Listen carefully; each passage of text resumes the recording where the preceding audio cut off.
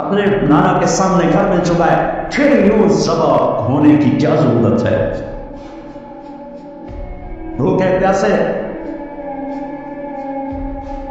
کہ گرمی کے روزے آتے ہیں، 12 گھنٹے پیاس میں آدمی تڑپ کے رہ جاتا ہے. تمہیں خبر ہے میرے نبی کی اولاد 72 گھنٹے پیاسے. پیاس کی شدت پانی کا قطرہ نہیں، اور آگے انسان کی شکل میں درندے کھڑے ہوئے ہیں. جب سارے جان نثار شہید ہو گئے، تھوڑا سا سنا کے دیتا ہوں، جب سارے جان نثار شہید ہو گئے تو پیچھے اہل البیت رہ گئے. اہل البیت سب سے پہلے شہید کا نام بتاتا ہوں، مسلم بن اوسج، جو امام صاحب کے امام علی مقام کے قافلے میں جو پہلے شہید ہیں، مسلم بن اوسج. اور ان کی طرف سے جو 2 پہلے قتل ہوئے، سالم اور یسار، اور ان کو قتل کرنے والے تھے عبید اللہ بن عمیر الکلبی. ایک ابن زیاد کا غلام تھا، ایک ربیعہ بن زیاد کا غلام تھا. وہ دونوں نکلے تو اس کے مقابلے کے لیے بربر بن حدیر اور حبیب بن مطاہر نکلے حسین علی مقام کے لشکر سے.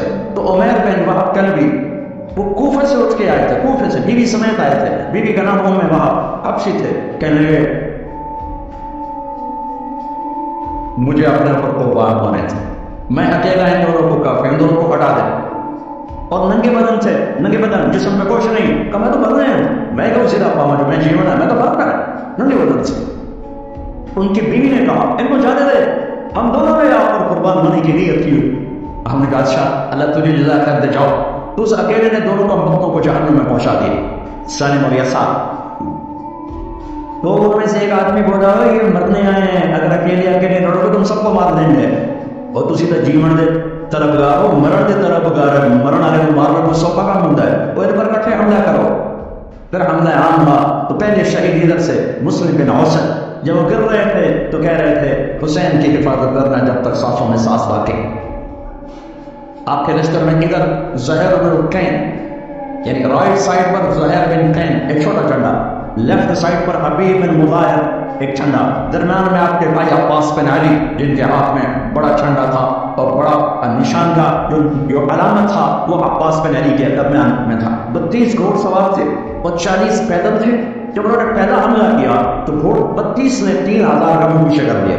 تو ابن زیاد نے کہا پہلے ان کے گھوڑوں کو مارو، ان کے گھوڑوں کو مارو. تو 500 تیر اندازوں نے کٹھے ان کے گھوڑوں پہ تیر چلائے تو سب کے گھوڑے گر کے ختم ہو گئے. پھر سارے پیدل ہو گئے. تو پھر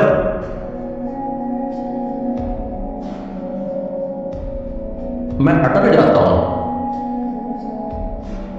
اس لیے پھر میں آخر میں پیر بن زہیر کی شہادت سنا. زہیر بن القین جب نماز کا وقت آیا، ظہر کا وقت داخل ہوا، باپ نے اشارہ کیا زہیر یہ شمل سے کہو نماز پڑھنے دے. اگر 1439 سال میں نماز کی معافی ہوتی تو اہل کربلا کو ہوتی، لیکن حسین نے سجدے میں سر لگ کے بتلایا کہ نماز نہیں چھوڑ سکتی، سر پڑھ سکتے ہیں. تو انہوں نے آگے ہو کر کہا کہ بھائی نماز کے لیے جنگ روکو. تو کوفی لشکر کا ایک سردار تھا حسین بن عمیر، اس نے کہا تمہاری تو نماز قبول ہی نہیں ہوتی. تو انہوں نے کہا لعنت تجھ پر تیری نسلوں پر، جس گھر کی تو پہل نماز میری انہیں کی نہیں ہوتی، وہ تمہاری ہوتی ہے. تو واپس آ کر کہنے لگا کہ وہ نماز کی اجازت نہیں دے رہے. فرمایا نماز تو نہیں چھوٹے گی نا. یہ فیصلہ باد والوں کو نہیں، 7 بر اعظم کے ایمان والوں کو پیغام ہے کہ زیر خنجر بھی یہ پیغام سنایا ہم نے. نماز نہیں چھوٹ سکتی، نماز نہیں چھوٹ سکتی. اللہ کی قسم کوئی مسئلہ نہیں تھا اگر یہ چھوڑ دیتے. جنگ سے پہلے آنکھ لگ گئی، آنکھ کھلی تو ہنس پڑے. بہن نے پوچھا ایک کیڑا ہنسے رویدا ہے، موت سر پہ کھلوتی ہے. فرمایا بہن ابھی اللہ کے نبی کو خواب میں دیکھا ہے، کہہ رہے بیٹا میں لینے کے لیے آ چکا ہوں، موجود بھی لینے کے لیے آ چکا ہوں. چھوڑ دیتے تو پھر گلستان کالونی والوں کو بھی گنجائش مل جاتی، چھٹی جا سکتی ہے. 6 بر اعظم کے انسانوں کو پیغام دیا کہ ٹکڑے ٹکڑے ہو جاؤ، نماز نہیں چھوڑ سکتی. فرمایا آدھے نماز پڑھو، آدھے جنگ کرو، صلاۃ خوف. آدھوں نے نماز پڑھی، آدھوں نے جنگ کی. 15-20 لوگ پہلے شہید ہو چکے تھے. پھر آدھوں جنہوں نے نماز پڑھی تھی انہوں نے جنگ کی، دوسروں نے جا کے نماز ادا کی. اصل سے پہلے سب جب زہیر